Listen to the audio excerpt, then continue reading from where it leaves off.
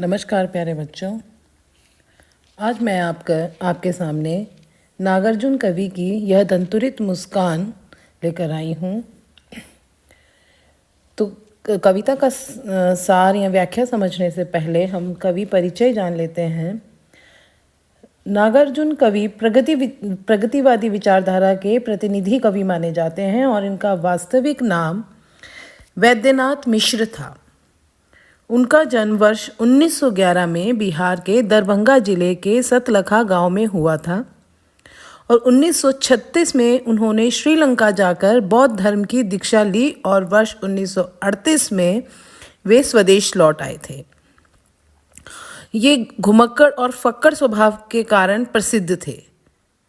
इन्होंने हिंदी और मैथिली भाषा में लेखन कार्य किया। इनकी कई रचनाएं हैं जैसे युगधारा, सतरंगे पंखों वाली, हजार हजार बाहों वाली, तुमने कहा था, पुरानी जूतियों का कोरस आदि। इनके कुछ उपन्यास भी प्रसिद्ध हैं जैसे बलचन्मा, रतिनाथ की चाची, जमनिया का बाबा, उग्र तारा आदि। साहित्य अकादमी पुरस्कार से इन्हें सुशोभित किया गया। इनकी भाषा की बात करें तो इनकी भाषा सरल, सहज और प्रवाहमयी रही है।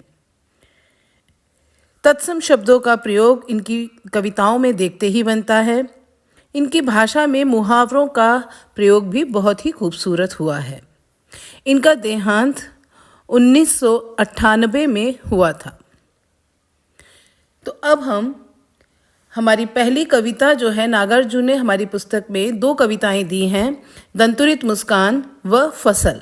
तो सबसे पहले मैं आपके सामने प्रस्तुत करती हूँ दंतुरित मुस्कान। यह दंतुरित मुस्कान की व्याख्या जानने से पहले हम थोड़ा सा इसके बारे में जान लें कि दंतुरित मुस्कान होती क्या है। नागार्जुन कवि द्वारा रचित ये दंतुरित मुस्कान के अंतर्गत इन्होंने छोटे बालक की मनोहारी मुस्कान का वर्णन किया है। छोटा सा बालक की जो मुस्कान होती है, छोटे छोटे दांतों वाली, उस मुस्कान को देखकर कितना भी उदास व्यक्ति हो, कितना भी पत्थर दिल व्यक्ति हो, उसका हृदय भी पिघल जाता है। तो उसी मुस्कान का जादू क्या है, इसका वर्णन इस कविता में किया गया है। बालक की मनोहारी मुस्कान को देखकर उदासीन व्यक्ति के जीवन में भी रस भर जाता है और साथ ही बच्चे की कोमल दंतुरित मुस्कान कठोर से कठोर हृदय को भी पिघला देती है। और कविता में वात्सल्य भाव की भी अभिव्यक्ति की गई है। जी हाँ, कई बार परीक्षा में पूछा जाता है कि यह दंतुरित मुस्कान कविता में कौन से भाव की अभिव्यक्ति की गई है, तो उसमें कई सारे ऑप्शन दिए होते हैं, मातृत्व भाव, वात्सल्य भाव। तो बच्चे कंफ्यूज हो जाते हैं कि इसमें मातृत्व का भी वर्णन है तो मातृत्व भाव होगा। नहीं, इसमें वात्सल्य भाव की अभिव्यक्ति हुई है। तो ध्यान रखिएगा। अब हम कविता की व्याख्या शुरू करते हैं।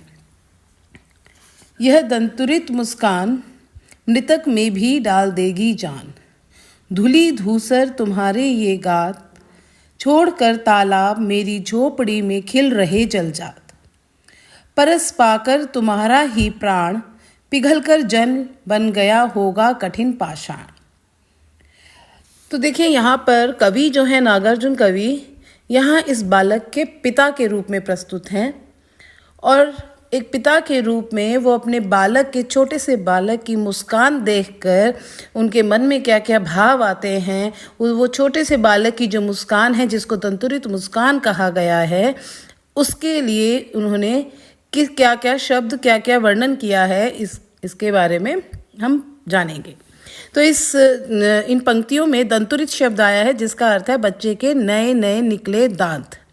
मृतक अर्थात मरा हुआ, धूली धूसर अर्थात धूल मिट्टी से सने हुए, गात अर्थात शरीर, जलजात मतलब कमल का फूल, परस का अर्थ है स्पर्श, पाषाण का अर्थ है पत्थर।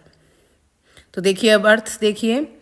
कवि को बच्चे के नए नए निकले दांतों की मनमोहक मुस्कान में जीवन का संदेश दिखाई देता है।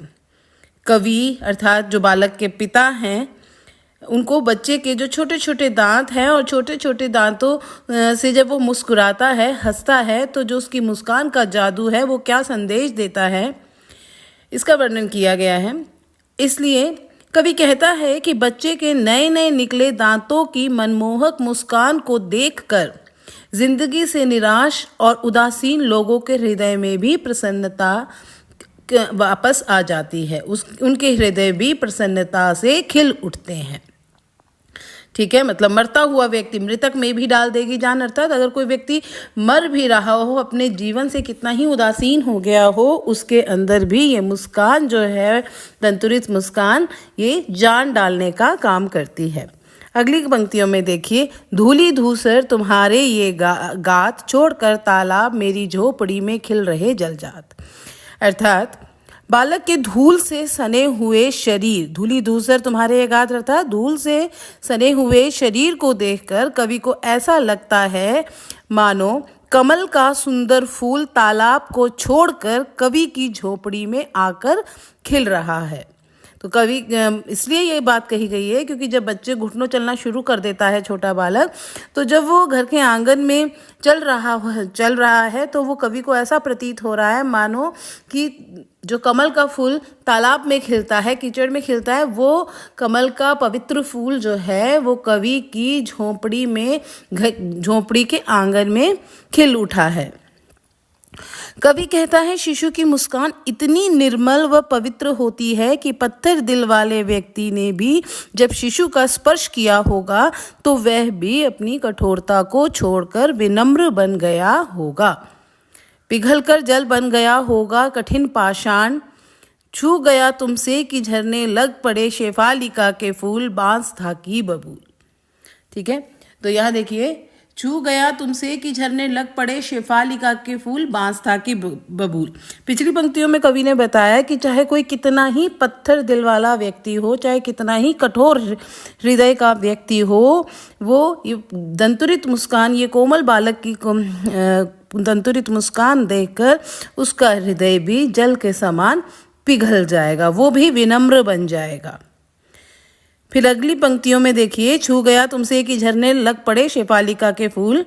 छू गया मतलब किसी को भी जब बच्चे का स्पर्श पाकर, इतना कोमल स्पर्श है बालक का कि वो स्पर्श पाकर बबूल से भी शेफालिका के, बबूल क्या होता है, बबूल कांटेदार पेड़ होता है, ठीक है, तो उसे कठोर माना गया है, कांटेदार पेड़ होता है, तो बच्चे का कोमल स्पर्श पाकर कांटेदार वृक्ष जैसे बबूल के पेड़ से भी शेफालिका के कोमल फूल झड़ने लगते हैं। अर्थात ऐसा लगने लगता है बच्चे का स्पर्श पा करके कि कठोर हृदय वाला व्यक्ति भी कोमल हृदय वाला बन जाता है। तो कठोर बबूल का पेड़ यहाँ कठोर हृदय वाले व्यक्तियों के लिए कहा गया है, शेफालिका के फूल कोमल हृदय के व्यक्तियों के लिए कहा गया है।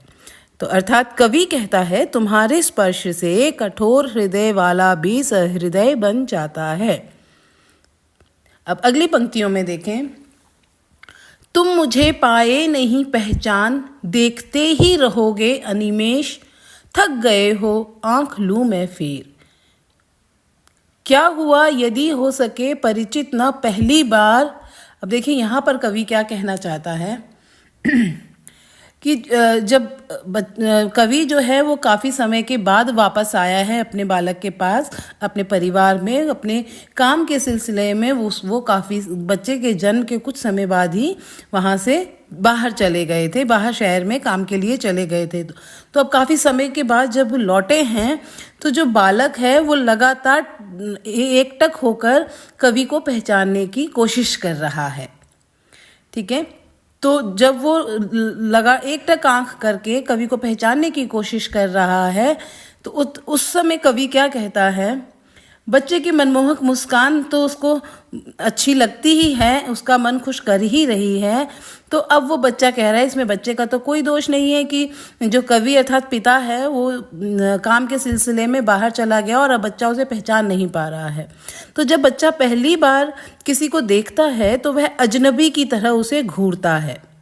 इसी कारण कवि बच्चे से कहता है कि तुम मुझे पहचान नहीं पाए हो, इसी कारण लगातार बिना पलक झपकाए अजनबियों की तरह मुझे देख रहे हो। देखिए यहाँ पर अनिमेष शब्द आया है जिसका अर्थ होता है बिना पलक झपकाए लगातार देखना।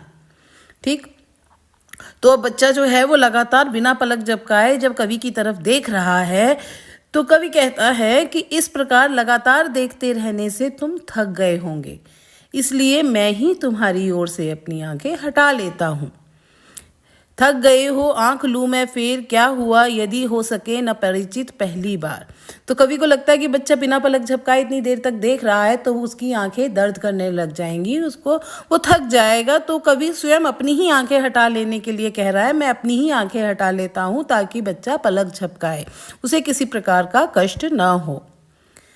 ठीक, यदि तुम मुझे पहली बार में नहीं पहचान सके तो कोई बात नहीं, कि बच्चे का कोई दोष नहीं है, क्योंकि जब पिता उसके पास रहा ही नहीं तो वो कैसे पहचानेगा। तो बच्चे का कोई दोष नहीं है कि वो उसे नहीं पहचान पा रहा है। यदि तुम्हारी माँ, अब आगे देखें, यदि तुम्हारी माँ न माध्यम बनी होती आज, मैं न सकता देख, मैं न पाता जान तुम्हारी यह दंतुरित मुस्कान। तो अब कवि बच्चे की माँ यानी अपनी पत्नी का धन्यवाद कहते हुए कहता है, कवि बच्चे से कहता है कि इस प्रकार लगातार देखने से तुम थक जाओगे, तो वो अपनी आंखें खुद फेर लेता है। ठीक है, अब माँ को का धन्यवाद कहता है मन ही मन और कहता है कि यदि तुम मुझे पहली बार में नहीं पहचान सके तो तुम्हारी कोई बात नहीं, तुम्हारी माँ तुम्हारे और मेरे बीच माध्यम का काम न करती तो तुम मुझे देखकर हंसते नहीं और मैं तुम्हारे इन नए नए निकले दांतों वाली मुस्कान को देखने का सौभाग्य प्राप्त न कर पाता। मैं न पाता जान तुम्हारी यह दंतुरित मुस्कान। तो यानी मन ही मन कवि जो है वो बालक की माँ यानी अपनी पत्नी का धन्यवाद कहना चाहता है, क्योंकि पिता की अनुपस्थिति में भी वो बालक को उसके पिता के बारे में बताती रही, याद दिलाती रही। यही कारण है जो बच्चा उनको अपने पिता यानी कवि को पहचानने का प्रयत्न लगातार बिना पलक झपकाए कर रहा है। ठीक, आगे देखें, धन्य तुम माँ भी तुम्हारी धन्य, चिर प्रवासी मैं इतर मैं अन्य। इस अतिथि से प्रिय तुम्हारा क्या रहा संपर्क, उंगलियां माँ की कराती रही हैं मधुपर्क।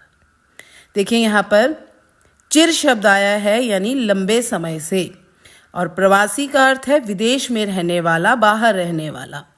इतर अर्थात दूसरा, संपर्क अर्थात संबंध, मधुपर्क मतलब शहद, घी, दही, जल और दूध को मिलाकर बनाया जाने वाला पदार्थ, जिसे कुछ लोग पंचामृत भी कहते हैं। कनखी अर्थात तिरछी नजरों से देखना, छविमान मतलब सुंदर। तो देखिए कवि क्या कहते हैं, जब माँ का धन्यवाद मन ही मन कर रहे हैं तो फिर से वो कहते हैं कि कवि बच्चे की मधुर मुस्कान देखकर बच्चे की माँ के प्रति आभार प्रकट करता है और कहता है कि तुम धन्य हो और तुम्हारी माँ भी धन्य है। बालक की इतनी सुंदर मुस्कान है जो कवि के मन को प्रफुल्लित कर दे रही है, तो वो बच्चे का भी धन्यवाद कह रहा है और साथ ही साथ उसकी माँ के प्रति भी आभार प्रकट करता हुआ कहता है कि तुम धन्य हो और तुम्हारी माँ भी धन्य है जो तुम्हें एक दूसरे का साथ मिला है। हे प्रिय, मैं एक अतिथि हूँ, मुझसे तुम्हारी आत्मीयता कैसे हो सकती है। अब कवि पिता के रूप में ये स्वीकार करता है, क्योंकि वो काम के सिलसिले में बाहर रहा, विदेश में रहा, तो वो बच्चे को अपना साथ दे ही नहीं पाया, तो बच्चा उसे कैसे पहचानेगा। बच्चे के साथ तो उसकी माँ थी, उसकी माँ ही उसे अपनी उंगलियों से शहद पिलाती रही, पंचामृत अपनी ममतामयी उंगलियों से उन्होंने उसको पिलाया है, उसको चटाती रही, यानी उसका उस स्नेह तो बालक को केवल उसकी माँ का ही मिला है। पिता तो प्रवासी रहा, यानी शहर से बाहर रहा, विदेश में रहा काम के सिलसिले में, तो वो तो उसके पास रहा ही नहीं, तो वो बालक अपने पिता को कैसे पहचान पाता। तो इसलिए कवि कह रहा है, मैं एक अतिथि हूँ, मुझसे तुम्हारी आत्मीयता कैसे हो सकती है। मैं तो तुम्हारे पास एक अतिथि के जैसे आया हूँ, जैसे अतिथि कभी कभी आते हैं, ऐसे ही मैं भी अतिथि के समान हूँ तुम्हारे लिए। तो तुम्हारा मुझसे आत्मीयता या तुम्हारी मेरे से लगाव कैसे हो सकता है? और इसीलिए मैं तुम्हारे लिए सदा अपरिचित ही रहा। तुम्हारे लिए तो तुम्हारी माँ की उंगलियों में ही आत्मीयता है, क्योंकि उन्हीं उंगलियों से तुमने पंचामृत को चाटा है और उन्हीं उंगलियों ने तुम्हें पंचामृत पिलाया है। इसलिए तुम उनका हाथ पकड़कर जब मुझे तिरछी नज़रों से देख रहे हो, जब तुम्हारी नज़रें मेरी नज़र से मिल रही हैं, देखते तुम इधर कनखी मार, कनखी का अर्थ है तिरछी नज़र से देखना, कि माँ की उंगली पकड़कर जब बालक अपने पिता यानी कवि की ओर तिरछी नज़रों से देख रहा है और तभी देखते देखते कवि और बालक की आंखें चार हो जाती हैं, दोनों एक दूसरे को एक साथ देखने लगते हैं, तो तुरंत सुंदर सुंदर दंतुरित मुस्कान बालक के मुँह चेहरे पर दिखाई देने लग जाती है। ठीक, जब तुम्हारी नज़रें मेरी नज़रों से मिल जाती हैं तब तुम मुस्कुरा देते हो। उस समय नए नए निकले दांतों वाली मधुर मुस्कान मुझे बहुत ही प्रिय लगती है। ठीक, छविमान मतलब सुंदर। तो जब तिरछी नज़रों से देख रहे हैं, बालक जब कवि को देखता है और दोनों की आंखें आपस में मिल जाती हैं, तो तुरंत वो अपनी आंखें हटाता हुआ जो दंतुरित मुस्कान उसके चेहरे पर आती है वो बहुत ही सुंदर दिखती है।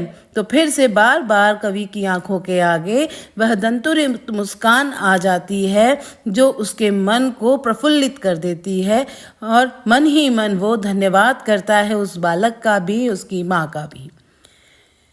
तो ये थी कविता यह दंतुरित मुस्कान, जिसकी व्याख्या और कवि परिचय मैंने आपको दिया।